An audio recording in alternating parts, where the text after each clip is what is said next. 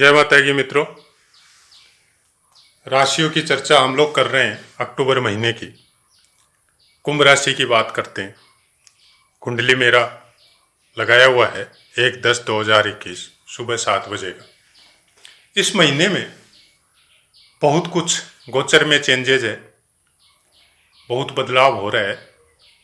उसके विषय में फटाफट चर्चा कर लेते हैं। 2 तारीख को बुध वक्री होगा, वक्री चल रहे हैं कन्या राशि पे, तुला राशि पे।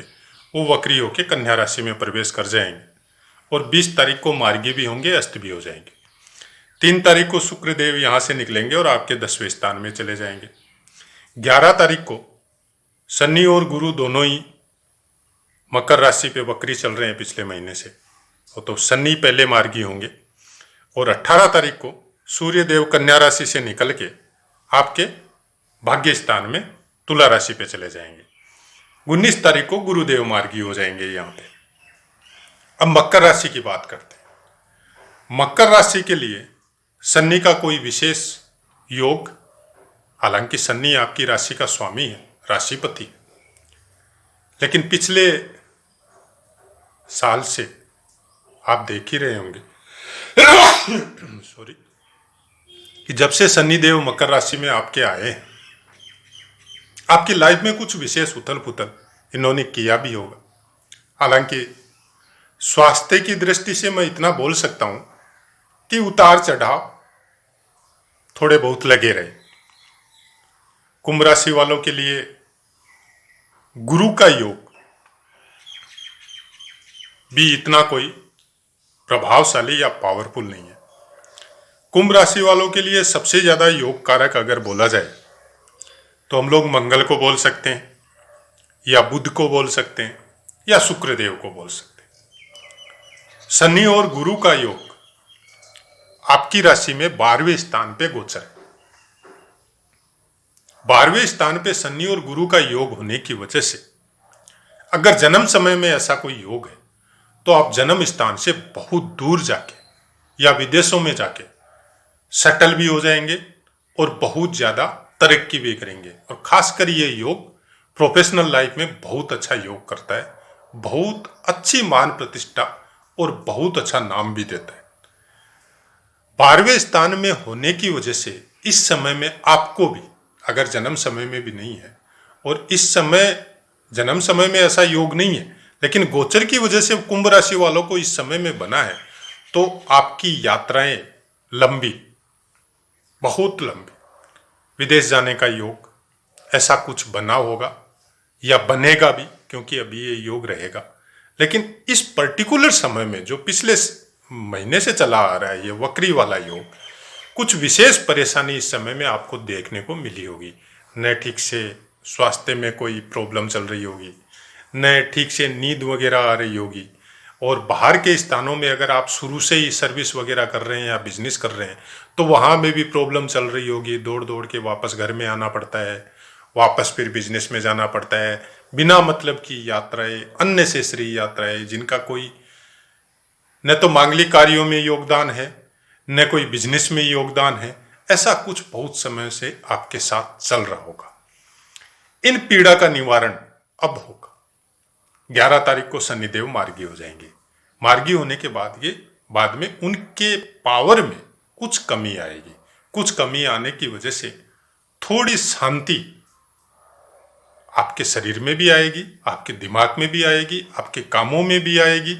और आप जो डिस्टर्ब चल रहे हैं, चाहे आप अपने काम की वजह से हो, चाहे एजुकेशन की वजह से हो, चाहे सर्विस की वजह से हो, तो उसमें कुछ ठहराव या कुछ ऐसे काम जो आपने सोचा ही नहीं है, वैसे कुछ काम आपको 11 तारीख बाद में बनने चालू हो जाएंगे और उनसे लाभ की मात्रा भी धीरे धीरे बढ़ती जाएगी। और आने वाला फिर पीरियड आपका बहुत ही सुंदर और बहुत ही अच्छा जाने वाला है। जो प्रॉब्लम इस पीरियड में आपको फेस करनी पड़ी है, उन सब का निवारण अब होगा और बहुत ही अच्छा निवारण होगा। जैसा आपने अभी जो प्रेजेंट समय में जो आपका चला रहा है, धीरे धीरे मतलब आपका मनोबल इतना ज्यादा गिर गया है कि आप ऐसा सोचने लग गए कि शायद मैं वापस उठूंगा कि नहीं उठूंगा। वो अब सोचना बंद होगा और अब वापस उठना चालू होगा और जो कुछ खोया है उससे ज्यादा प्राप्त होने का समय अब आएगा आपका। राहु देव आपके वृष राशि में चतुर्थ स्थान में गोचर हो रहे हैं और केतु देव दशम स्थान में। राहु की वजह से पीड़ा चल रही है, पहले से चल रही है, उसका भी निवारण होगा, क्योंकि गुरु जो है वो राहु को पूर्ण दृष्टि से देख रहा है। पहले शुरू में इतनी पीड़ा नहीं थी, लेकिन बीच में जो पुराने जो 4-5 महीने आपके गए, चाहे आपके फिक्स जो जमीन जायदाद से संबंधित हो, चाहे माता के स्वास्थ्य से संबंधित हो, बहुत सी पीड़ाओं का आपने मतलब भोगा भी है, इंटर भी हुए हैं उस पीड़ा में, और खुद भी भोगा है और माता को भी भोगना पड़ा है, और जमीन जायदाद से संबंधित पीड़ाओं में भी बहुत ज़्यादा नुकसान हो सकता है, आपको उठाना पड़ा हो। तो वो सब का भी निवारण इस पीरियड में होगा, क्योंकि जैसे ही शनिदेव का वक्रत्व खत्म होगा और गुरुदेव का वक्रत्व 6 या 7 दिन तक पर्जेंट रहेगा, उस पीरियड में आपको बहुत ही अच्छा फल ये 7-8 दिन में देखने को बहुत कुछ मिलेगा। ये मैं कोई लिखी हुई बातें या कुछ शास्त्रों में लिखा हुआ चीज नहीं बता रहा हूं, ये मैं बता रहा हूं मेरे अपने अभ्यास से और आज तक जो देखा है इन 25-30 सालों में कि ऐसे योगों में क्या होता है और किस तरह का फल प्राप्त होता है। अब आपको कैसा लगता है, मैं आशा करता हूं आप कमेंट करके जरूर बताएंगे कि 6-7 दिन में आपके साथ क्या चेंजेज आई है, पुरानी पीड़ाओं का निवारण हुआ कि नहीं हुआ, और आपके नए रास्ते खुले कि नहीं खुले। हालांकि 10वें घर में केतु होने की वजह से आपको कार्य क्षेत्र में बहुत ही ज्यादा बिजी होने का, बहुत ही ज्यादा आगे बढ़ने का चांस भी मिला होगा, लेकिन यहां पे क्या है कि कुछ स्वास्थ्य की दृष्टि से पीड़ा होने की वजह से वैसा कुछ आप करने नहीं सके, तो वो सब चीजें अब इफेक्टिव होगी 11 तारीख बाद। मंगल और सूर्य आपके 8वें स्थान में गोचर है। मंगल आपके योग कारक हैं और 10वें और तीसरे स्थान के स्वामी हैं। 8वें स्थान में होने की वजह से मंगल की कुछ पीड़ा इस समय में आपको देखने को मिली होगी, लेकिन इतना कोई इफेक्ट आया नहीं होगा, कारण कि मंगल आपका शुभ गोत्र, आपकी राशि के हिसाब से बहुत अच्छा योग कारक मंगल आपको है। तो 8वें स्थान में जब मंगल गोचर करता है 10वें स्थान का स्वामी होके, तो उससे कनेक्टेड अचानक से कोई धन लाभ का काम या अचानक से कोई ऐसा काम आपको प्राप्त हो जिसमें आगे जाके आपको मतलब आपने काम तो किया थोड़ा सा, लेकिन उसका रिजल्ट आपको 1000% मिल गया, ऐसा कुछ आपके साथ इस पीरियड में देखने को मिला होगा। या फिर कुछ ऐसी कोई अननेसेसरी चोट जो व्हीकल की वजह से हो या कोई धारदार हथियार की वजह से हो, आपको लगी होगी हल्की फुल्की चोटें, क्योंकि मंगल और सूर्य ये सब चीजें भी देते हैं।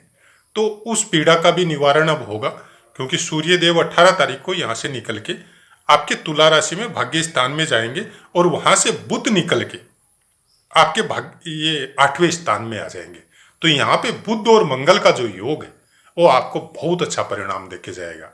यहाँ पे पहले से कोई स्वास्थ्य में कोई प्रॉब्लम चल रही है तो उसमें भी सुधार हो जाएगा, और अचानक से कोई धन संपत्ति भी आपको प्राप्त हो सकती है जिसका आपने सोचा ही नहीं होगा, या ऐसा कोई काम आपने कई साल पहले किया होगा या कई महीने पहले किया होगा जिसको आप भूल गए हो, और इस पीरियड में आपको उसका अर्निंग मिले तो आपको भी आश्चर्य होगा कि मैंने तो सोचा ही नहीं था वहां से ऐसा कुछ हो सकता है। तो ऐसा कुछ समय इस समय में आपको प्राप्त होने वाला है।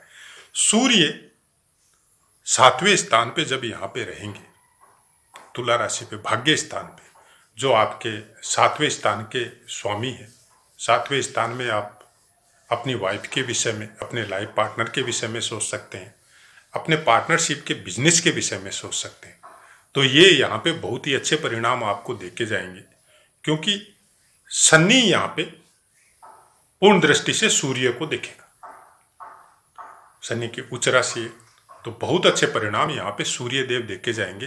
कुछ थोड़ा सा इतना ध्यान रखना है कि पिता के साथ या पिता के समकक्ष आपके परिवार में कोई है तो उनके साथ ट्यूनिंग में कोई थोड़ी बहुत प्रॉब्लम आपको देखने को मिल सकती है। तो वो थोड़ा ध्यान रखें, थोड़ा धार्मिक रखें अपने आप को, और वाणी पे थोड़ा कंट्रोल रखें, झगड़े फसाद से दूर रहे। तो ऐसा कुछ इफेक्ट कुंभ राशि वालों को अक्टूबर में देखने को मिलेगा।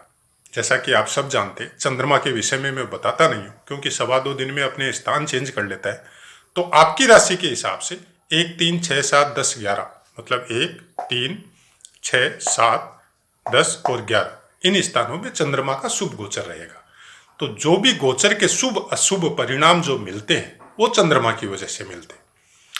तो जब चंद्रमा का शुभ गोचर होगा उस समय में आपको शुभ ग्रह के जो अच्छे परिणाम मिलने वाले हैं वो आपको मिलेंगे, और जब अशुभ गोचर होगा तो उस गोचर के जो अशुभ परिणाम है वो आपको उस समय में प्राप्त होंगे।